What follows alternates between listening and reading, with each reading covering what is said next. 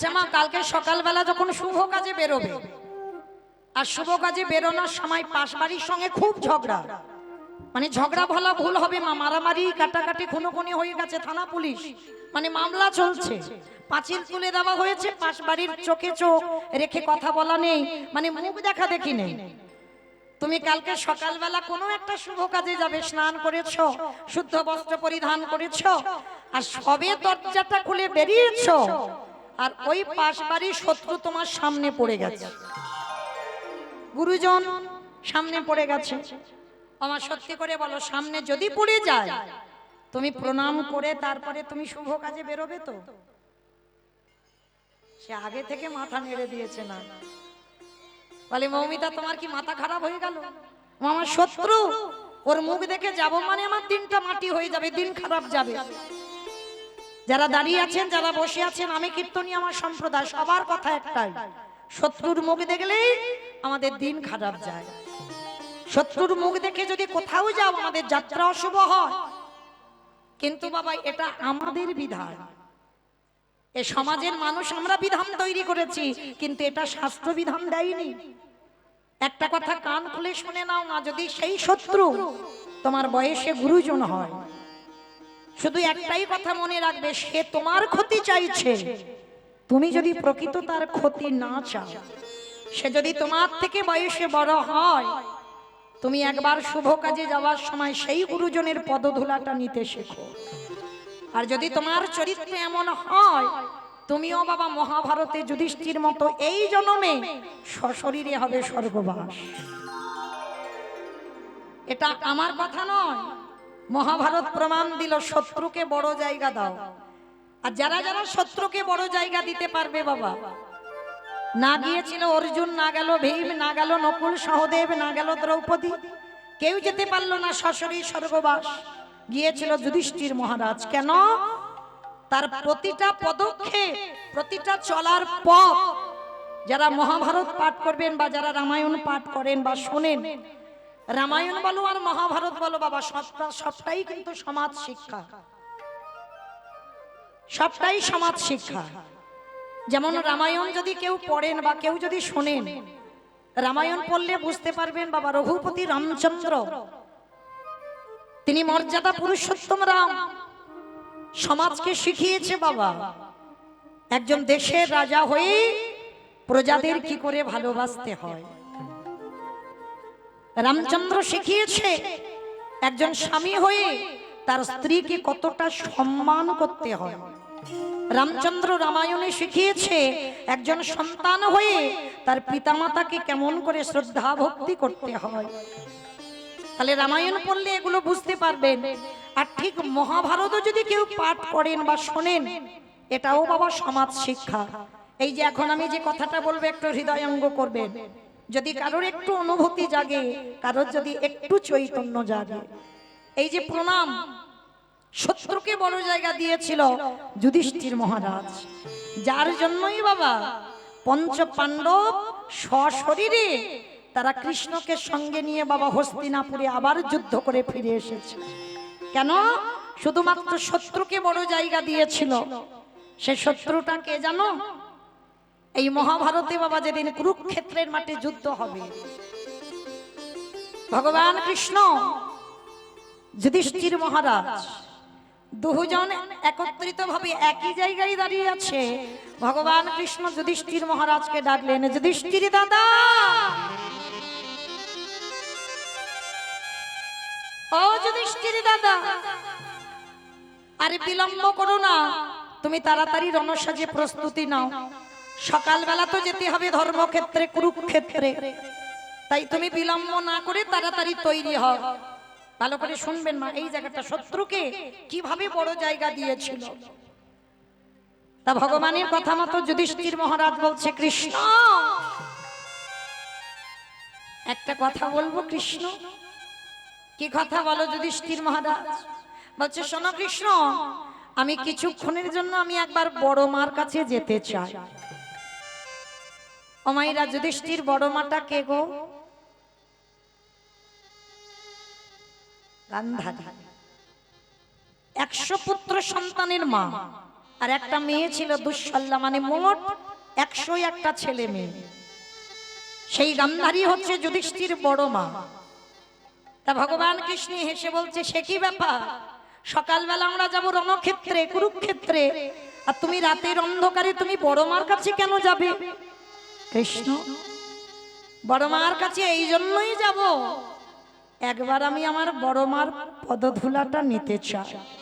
অসম্ভব, অসম্ভব।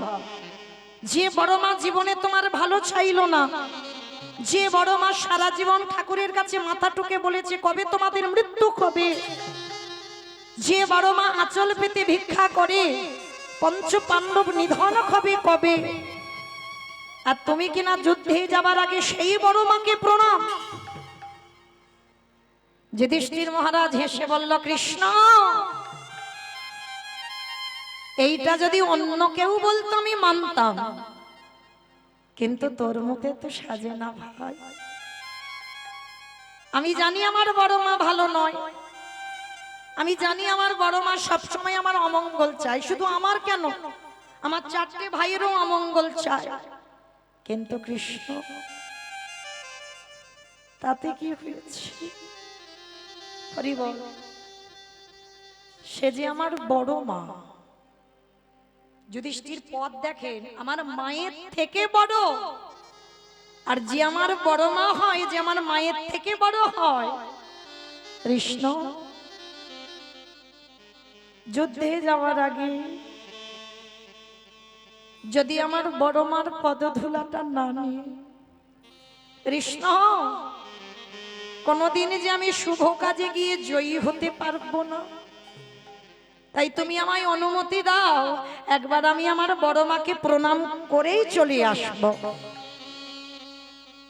তা ভগবান বললেন, বেশ, তবে দেরি করবে না, কেমন, তাড়াতাড়ি প্রণাম করেই তুমি চলে আসবে।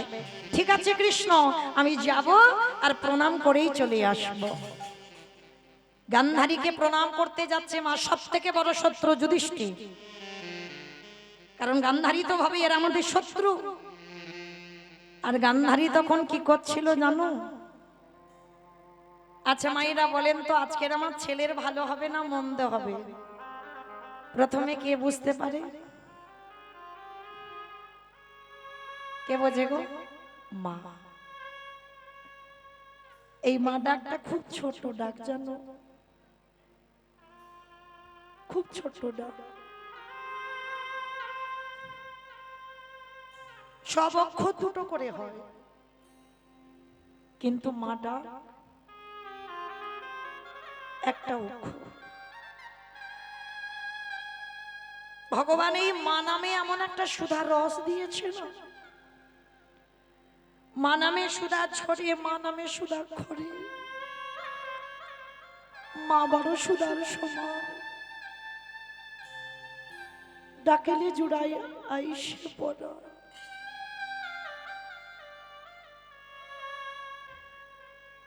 এই মা শব্দটা যদি তোমার কানে যায়, যদি মাতৃত্ব থাকে, তবে মা সন্তানে জন্ম দিলেই কিন্তু মা নয়। কেউ যদি মনে করে আমি ছেলে জন্ম দিয়েছি মানে আমি মা, মা তাকেই বলে যে নারীর হৃদয়ে মাতৃত্ব থাকে। অনেক মায়েরা আছে দেখবেন, শুধু নিজের সন্তানটা নিজেরই সন্তান, আর অন্যের সন্তানটা আমার সন্তান নয়। কিন্তু যার মধ্যে মাতৃত্ব থাকবে, সে নিজের সন্তানকে যেমন চোখে দেখে, এই গোটা পৃথিবীতে সন্তানের বয়সী যত সন্তান, সব আমার সন্তান সমান। কি গো মায়েরা বলো তো দেখি, সৎ মা মানে ভালো মা না খারাপ মা?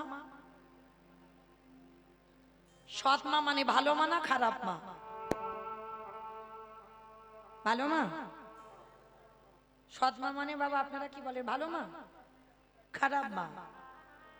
কখনোই সমাজ বলবে না সৎ মা মানে ভালো মা, সৎ মা মানেই খারাপ, এটাই আমরা সমাজ জানি।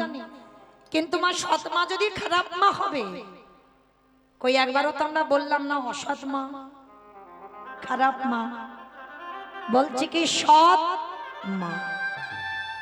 যার হৃদয় হয় সৎ, যার হৃদয়ে কোনো জড়তা থাকবে না, সেই একমাত্র হতে পারবে সৎ মা।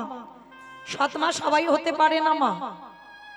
আর যদি কেউ এখানে সৎ মা খাও, সেই রকম সৎ মা খাও, রামায়ণে ভরত জননী কইকেয়ী মায়ের মতো। রামচন্দ্রের বিমাতা ছিল কইকেয়ী মা। আমরা সমাজে সবাই শুনে নিলাম ভরতকে রাজা করতে গিয়ে রামকে 14 বছরের জন্য বনবাস দিয়েছে, কিন্তু না, ভরত নিজের ছেলেকে রাজা করবার জন্য রামকে বনে দেয়নি।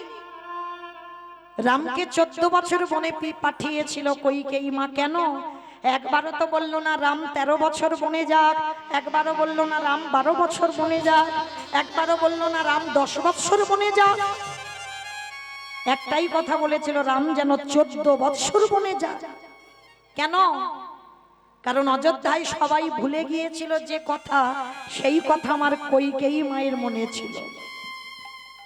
কারণ সূর্য বংশে তখন রামের জন্ম হয়নি।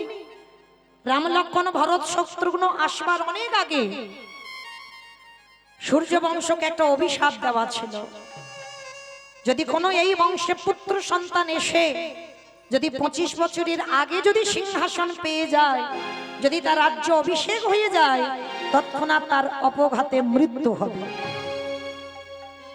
কথাটা শুনে বাবা দশরথ হেসে উড়িয়ে দিয়েছিল কথা, হাই রে, আমার বংশে কোনো সন্তানই নেই, তার রাজা হবে কি আর অপঘাতে মৃত্যু হবে বা কার?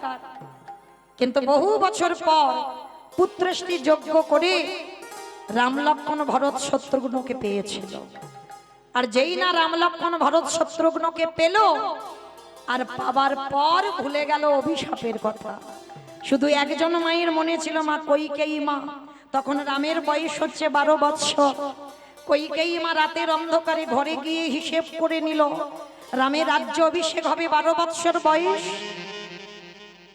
কিন্তু অভিশাপ দেওয়া আছে, এই বয়সে যদি সিংহাসনে বসে তৎক্ষণাৎ আমার রামচন্দ্রের অপঘাতে মৃত্যু হবে। না না না, এটা আমি কোনোদিন আমি মা হয়ে হতে দিতে পারি না। তাতে যা হয় হোক, যত অপবাদ যত বদনাম আমি মাথায় নেব, কিন্তু আমার রামের যেন মঙ্গল হয়। ঘরে গিয়ে হিসেব করে নিল, 14 বছর বনে পাঠিয়ে দেব, ছলে বলে কলে কৌশলে। তাহলে 12 আর 14তে কত হলো মা?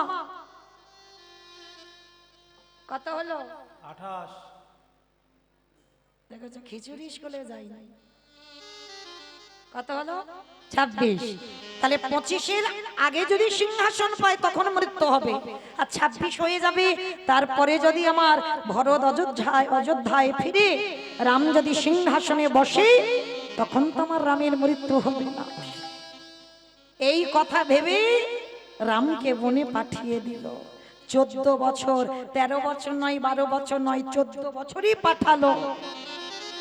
যার জন্য তো বাবা রাম যেদিন ফিরল অযোধ্যায়, ফিরে বাবা সবার আগে ডাক দিয়েছিল, মা। রামের মা কৌশল্যা ছুটে এসেছে, খোকা এই তো আমি তোর মা, নাম আমি তোমাকে ডাকছি না। ছোট মা সুমিত্রা এসে বলছি, খোকা এই তো আমি তোর মা, নাম আমি তোমায় ডাকছি না। তাহলে রাম বলছে, আমার বিমাতা কইকেয়ী মা কোথায়? চুপ, একটা কথা বলবি না।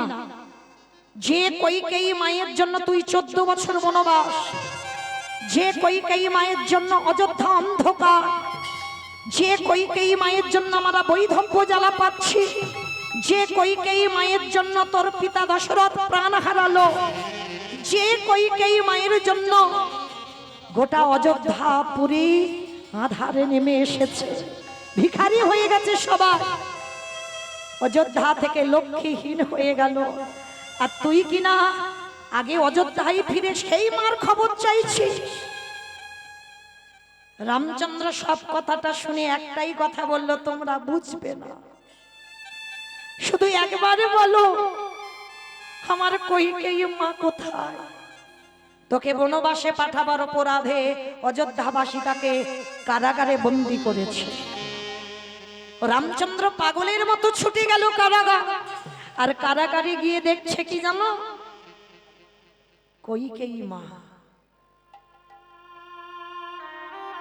নিরজনে বসে বসে রামের চিত্রপট, মানে ভরত তো মাকে ত্যাগ করে দিয়েছে, মার মুখ দেখে না, কারণ রামকে বনে পাঠিয়েছে বলে। কেউ তার কইকেয়ীর ভিতরটা জানতে পারেনি গো, সবাই কইকেয়ী মায়ের উপরটা দেখেছে। কিন্তু 14 বছরে কইকেয়ী কেঁদেছে, কাউকে একটা কথা প্রকাশ করেনি, কোনোদিন কাউকে বলেনি। রামের ছবি ধরে কাঁদে আর বলে, রাম অন্তত দেহ থেকে প্রাণটা যাবার আগে একবার বাবা তোর বদন দেখে যেন যেতে পারি। ওরে রাম রে, একবার দেখা দে বাবা, একেবারে দেখা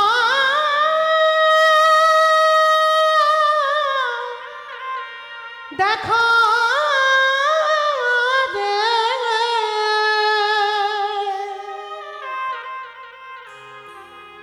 ওরে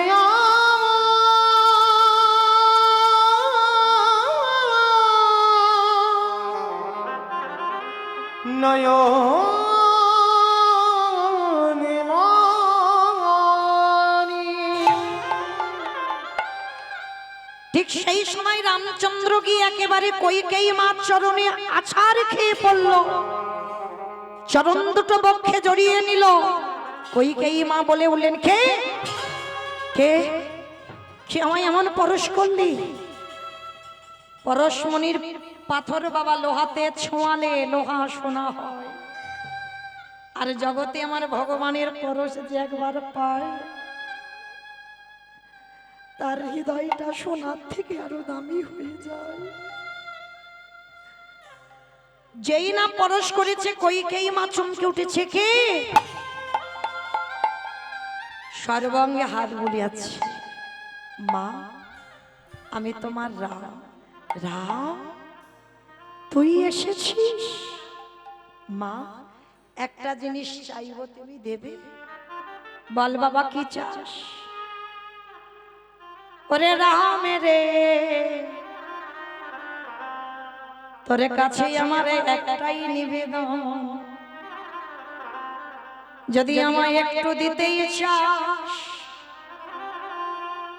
ওরে কিছুক্ষণের জন্য, সমক্ষণের জন্য, ওরে আমার দৃষ্টি শক্তি, দৃষ্টি শক্তি ফিরায়ে দে। আমি অন্য কিছু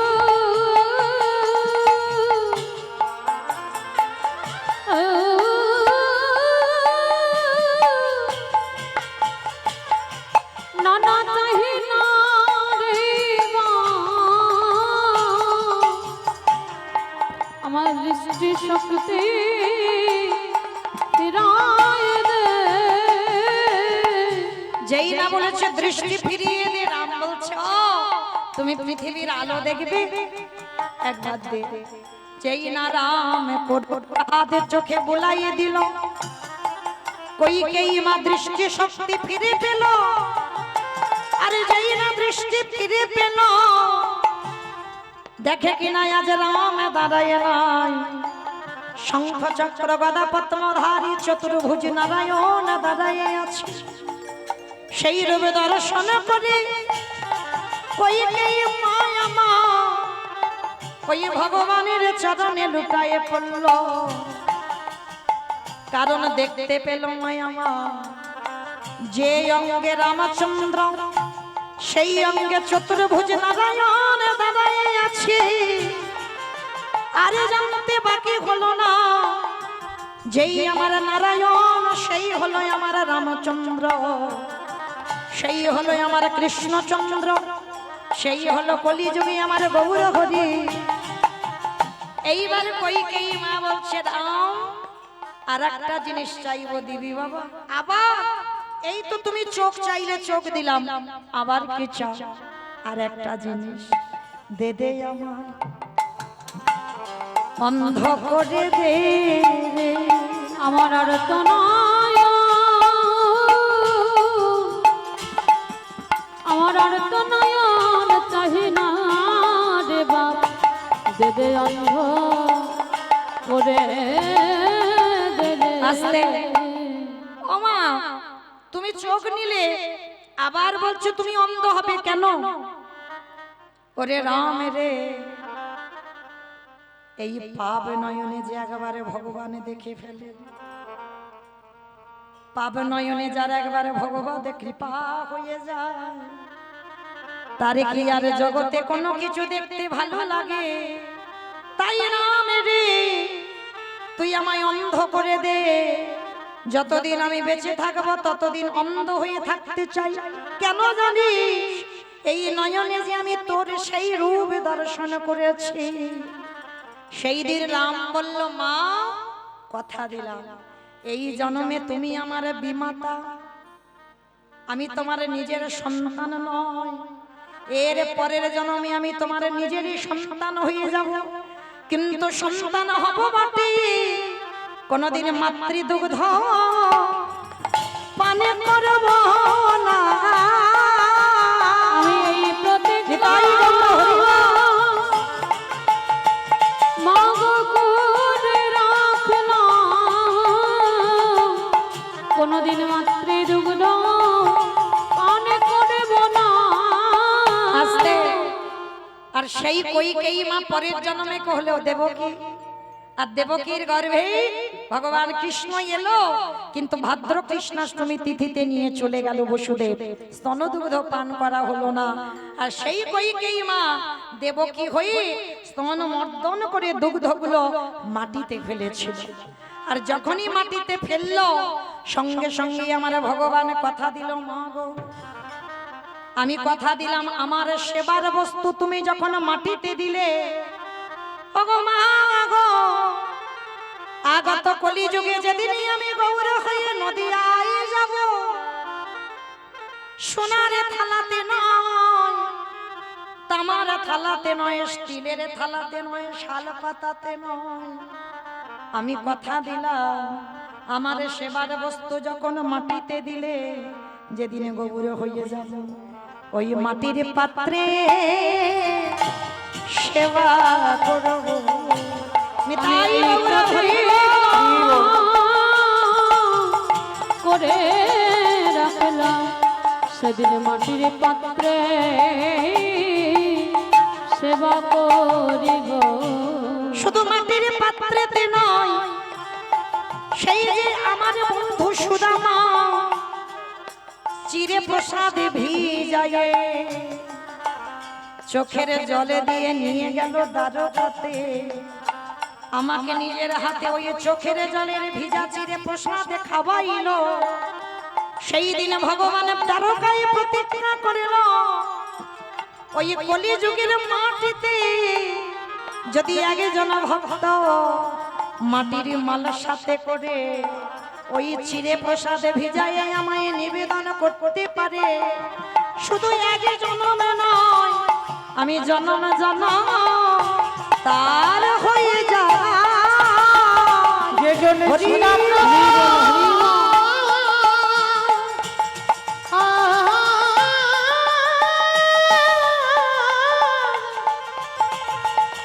জন চিরে প্রসাদ নিবেদন করে,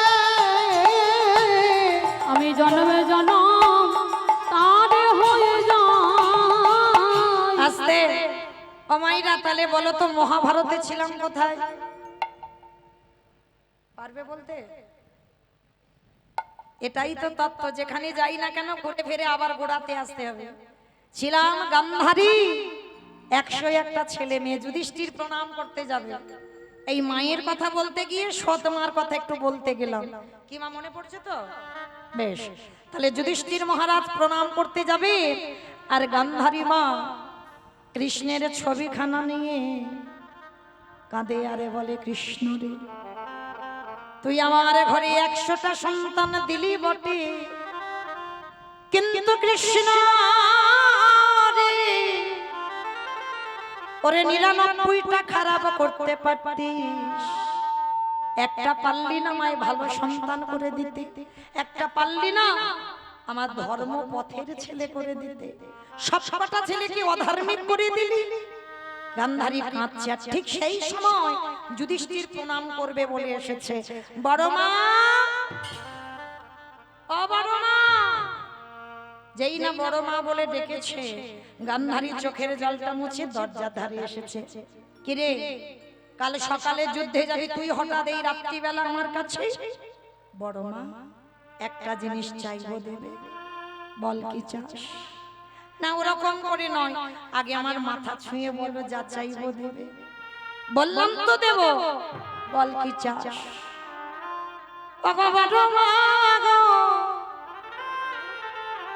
তুমি একেবারে আমার মাথায় হাত দিয়ে আশীর্বাদ করে দাও। কাল সকালে বেলা যে ওই কুরুক্ষেত্রের মাঠে যুদ্ধে যাব, বড় মা গো, যেন প্রথম দিন আমার মৃত্যু হয় গো। আমি অন্য কিছু চাহি না মা, যেন প্রথম দিন আমার মৃত্যু হয় গো। বড় মামায় আশীর্বাদ করো যেন প্রথম দিনে যুদ্ধে মৃত্যু হয় না। চুপ কর। আমি বড় মা হয়ে তোকে আশীর্বাদ দেব যে কালকে যুদ্ধে গিয়ে তোর মৃত্যু হয় কেন রে বাবা? বড় মা, এই জগৎ সংসারের মাঝে যদি কোনো বড় ভাই বেঁচে থাকে, যদি তার কোলের ছোট ভাই মারা যায়, তারে যে কত জ্বালা যে হারিয়েছে সেই জানে। বড় মা, তুমি আমার আশীর্বাদ দাও। আমি চাই না আমি বড় হয়ে বেঁচে থাকবো আর আমার কোলের ছেলেরা যেন চলে যায়, ছোট ছোট ভাই, ওরা সন্তান সম, ওরা যেন চলে না যায়। গান্ধারী জীবনে প্রথম যুদ্ধে যাওয়ার আগের দিন সব থেকে বড় শত্রু কি আশীর্বাদ দিয়েছিল জানো? যুধিষ্ঠিরকে, আয়, আমি জীবনে তো তোর ভালো চাইনি, আজকের আমি তোর আশীর্বাদ দেব। ওরে যথা ধর্ম তথা জয় গো। ওরে অধর্মের হোক ক্ষয় রে, যথা ধর্ম তথা জয় হোক। গান্ধারী নিজের ছেলে আর পরের ছেলে বিচার করলো না, একটাই আশীর্বাদ দিল, যথা ধর্ম তথা জয়, অধর্মীর হবে ক্ষয়। এই জগৎ সংসার মাঝে যদি কোনো একজন ভক্ত ধর্মকে আঁকড়ে ধরে বসে থাকে, স্বয়ং ধর্ম তারে রক্ষা করে। যে জন ধর্মকে আঁকড়ে ধরে, স্বয়ং ধর্ম তারে রক্ষা করে। এই জগৎ সংসার মাঝে যে জন কৃষ্ণ চরণ সারে করেছে, এই পৃথিবীতে এমন কোন বস্তু জন্ম নেয়নি ওগো কৃষ্ণ ভক্তকে বিনাশ করে। যে জনে কৃষ্ণ সার করেছে, সেই কৃষ্ণ ভক্তকে বিনাশ করতে নরে। আস্তে তাহলে আশীর্বাদ দিল কি যথা ধর্ম তথা জয়, অধর্মের হবে ক্ষয়। মায়েরা এইটুকু যারা যারা শুনলেন, এইবার বিচারটা আপনারা করেন। যাদের সঙ্গে কৃষ্ণ বর্তমান ছিল, পাণ্ডবদের দলেই তো কৃষ্ণ, তাহলে কোনো প্রয়োজন ছিল গান্ধারীর পদধূলাটা নেওয়ার? ছিল না তো, তথাপি দিল কেন? তার একটাই কারণ, সমাজকে শেখালো, ওরে কলির জীব, ভগবানের চরণ শুধু ভজলে হবে না, ও সঙ্গে যদি ভগবানও থেকে যায়, তথাপি সাধুগুরু বৈষ্ণব পিতা মাতা শ্বশুর শাশুড়িকে সম্মান করতে হবে, তাদের চরণের ধুলাটা নিতে হবে। আর তাদের চরণের ধুলা যদি না নাও, আমার ভগবান কৃষ্ণ কোনোদিন তোমার সাথ দেবে না, দেবে না, দেবে না। তাই তোমার চৈতন্য মহাপ্রভু সমাজকে শিক্ষা দেওয়ার জন্য ওই ধুলা গড়াগড়ি দিচ্ছে। আর শুধু গড়াগড়ি নয়, কেহ বলে পুরবেতি রাবণ বধিলা, কেহ বলে পুরবেতি। আমা উলু কই গো, আমা উলু কই? খুঁজতে গেছো মাঠে? দাও দেখি একটু উলুর ধ্বনি।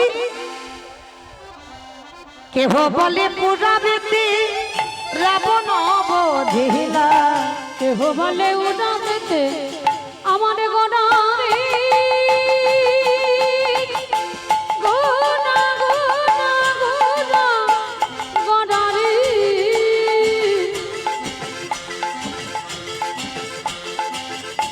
গোড়া গোড়া গোড়া গোড়ারে, গোড়া গোড়ারে। নিতাই গৌর প্রেমানন্দে হরি বল, হরি বল। ওই নদী আর চাঁদ গোড়া আমার আমার প্রাণে গোড়া।